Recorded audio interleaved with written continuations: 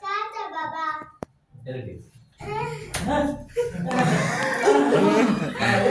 কি কষ্ট এখন যাবো আমরা মূল ইমোশনে নাকি? আমি কিন্তু ভিডিও করতেছি, সব সাক্ষী ধরো। ঠিক আছে ঠিক আছে। যদি খারাপ হয় দেখুন দেখুন একজন অভিনেতা কত খারাপ, কি বলছে?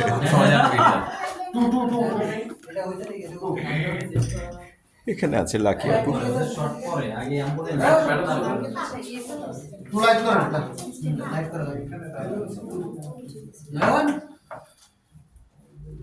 লাইট করেন, আমি সিনগুলো দেখে আসতে।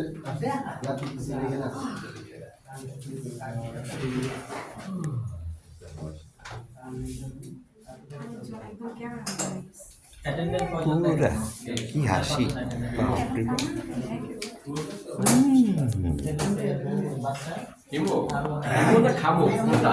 জি আবার বলেন।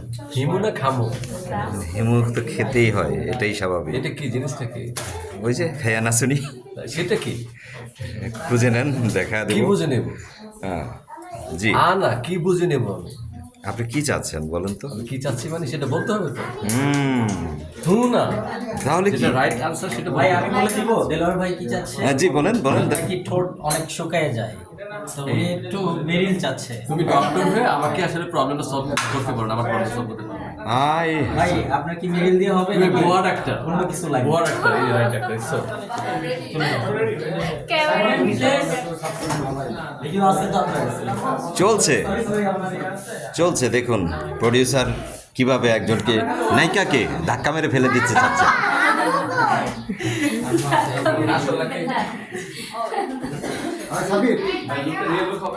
ক্যামেরার পিছনে যে আসলে কত কিছু হয়, ক্যামেরা চালু থাকলে বোঝা যায়।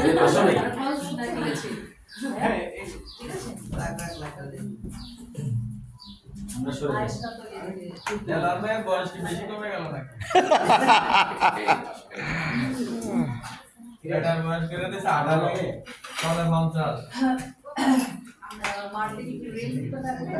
ভাই আমরা অলরেডি ইন করা আছি। গাড়িটা সাজাবি, দরকার হলে আমাদের ব্যানারটা ছোট করে টাওয়ার লাগাই দিবি। মিরাজ আপনার ইয়ে আসলে কি ওখানে এই লাইটের এই কর্নারটা এই কাছে নেই গাড়ির মধ্যে মানুষ বার হয়ে গেছে। আচ্ছা, রূপটা ফিক্স করে দিয়েছেন তাই না? এই বাচ্চাটা আমি কি উঠিয়ে দেবো না? ফ্লাওয়ারটা মা মা থেকে গেছে আর হচ্ছে এই এটা হচ্ছে আয়শা।